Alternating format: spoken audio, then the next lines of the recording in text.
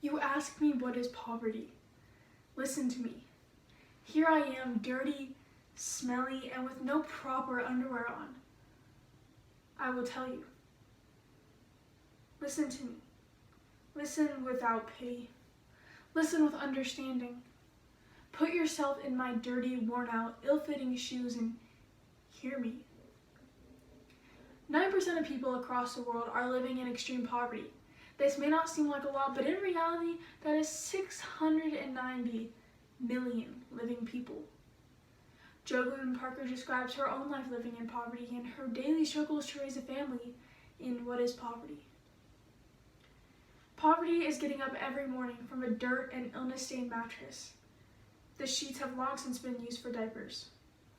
Poverty is living in a smell that never leaves. This is a smell of urine, sour milk, and spoiling food, sometimes joined with the strong smell of long-cooked onions. Onions are cheap. If you've ever smelled the smell, you did not know how it came. It is the smell of the outdoor privy. It is the smell of children who cannot walk the long way in the night. It is the smell of mattresses where years of accidents have happened. It is the smell of milk which has gone sour because the refrigerator long has not worked. And it is the smell of rotting garbage. I could bury it, but where's the shovel? Oh, shovels cost money.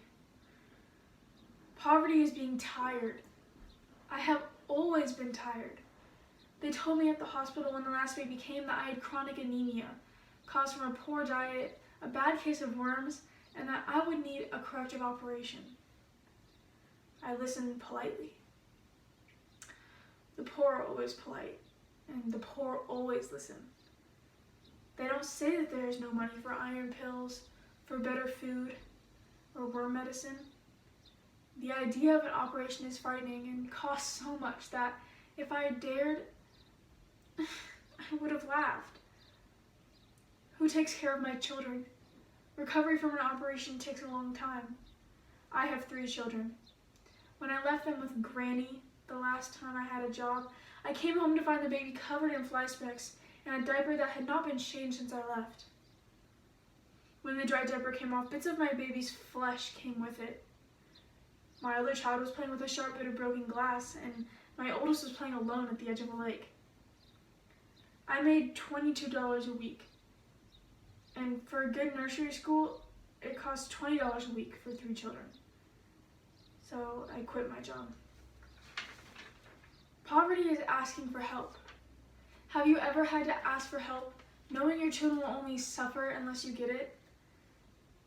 Think about asking for a loan from a relative, if that is the only way you can imagine asking for help. Well, I'll tell you how it feels. You find out where the office is that you need to go visit, and you circle the block 4, maybe 5 times, and thinking of your children, you go in. Everyone is busy. Finally, someone comes out and you tell her that you need help, but that's never the person you need to see. You go see another person, and after spilling the whole shame of your poverty in between the desks, between you, you find out that this isn't the right office after all, and you must repeat the whole process, and it's never easier at the next place. You've asked for help, and after all, it has a cost. You are again told to wait. You are told why, but you don't really hear because of the red cloud of shame and the rising black cloud of despair. Poverty is remembering.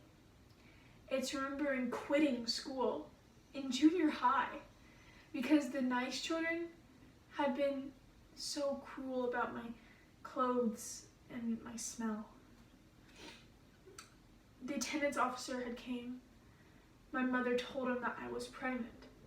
I wasn't, but she thought that maybe I could get a job and help out. I had jobs off and on, but never long enough to learn anything. Mostly, I remember being married. I was so young then. I'm still young. For a time, we had all the things you had. We had a little house in another town with hot water and everything. Then my husband lost his job. There was unemployment insurance for a while and what few jobs he could get, but soon all of our nice things were repossessed and we were forced to move back here. I was pregnant then. The house didn't look so bad at first, but every week it got worse. Nothing is ever fixed, and we now had no money. There are a few odd jobs for my husband, but everything went for food as it does now. We don't know how we lived through 3 years and 3 babies, but we did. I'll tell you something. After the last baby came, I destroyed my marriage. It was a good one while it lasted, but could you keep bringing children into this dirt? Did you ever think how much it costs for any kind of birth control? I knew my husband was leaving the day he left. There were no goodbyes between us, but I hope he's been able to climb out of this mess somewhere. He never could hope with us to drag him down. That's when I asked for help. And when I got it, do you know how much it was? It was and is $78 a month. For the 4 of us. That is all I could ever get. Now you know why there is no soap, no needles and thread, no water, no aspirin, no worm medicine, no hand creams, no shampoo. None of these things forever and ever and ever. So that you can see clearly, I pay $20 a month rent, and most of the rest goes for food. For grits and cornmeal, for rice, milk, and beans. I try my best to only use the minimum electricity. And if I use more, there's that much less for food. Poverty is looking into a black future. Your children won't play with my boys. Instead, they'll turn to other boys who steal to get what they want. I can already see them behind the bars of their prison instead of behind the bars of my poverty. Or maybe they'll turn to the freedom of drugs and alcohol and find themselves enslaved. And for my daughter, at best, there's a life for her like mine. But you say to me, there are schools. Yes, there are schools, but my children have no extra books, no magazines, no extra pencils or crayons or paper, and the most important of all, they do not have health. They do not sleep well on the floor or with me in my one bed. They do not suffer from hunger. My $78 a week keeps us alive, but they do suffer from malnutrition.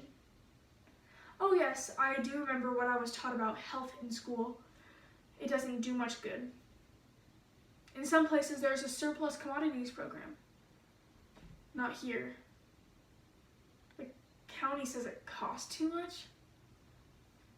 There's a school lunch program, but I have 2 children who will already be damaged by the time they get to school.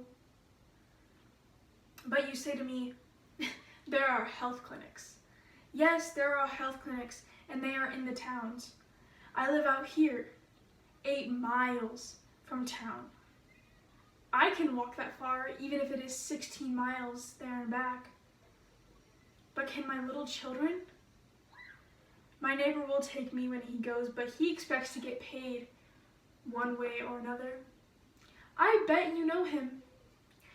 He is that large man who spends his time at the gas station, the barber shop, and the corner store, complaining about the government spending money on the immoral mothers of illegitimate children. Poverty is an acid that drips on pride until pride is worn away. It's a chisel that chips on honor until honor is worn away. Some of you say that you would do something in my situation, and maybe you would for the first week, the first month, but for year after year after year, even the poor can dream. I dream of the time when there is money. Money for the right kinds of food, for worm medicine, for iron pills, for toothbrushes, for hand cream. Money to pay in money for a trip to town. And oh, money for hot water and money for soap. A dream of when asking for help does not eat away the last bit of your pride. When the office you visit is as nice as the other offices of governmental agencies. When there are enough workers to help you quickly. When workers do not quit in defeat and despair. When you only have to tell your story once, and that person can send you for other help. You don't have to prove your poverty over and over and over again. I've come out of my despair to tell you this. Remember, I did not come from another place or another time. Others like me are all around you. Look at us with an angry heart. Anger that will help you help me. Anger that will let you tell of me. The poor are always silent. Can you be silent too?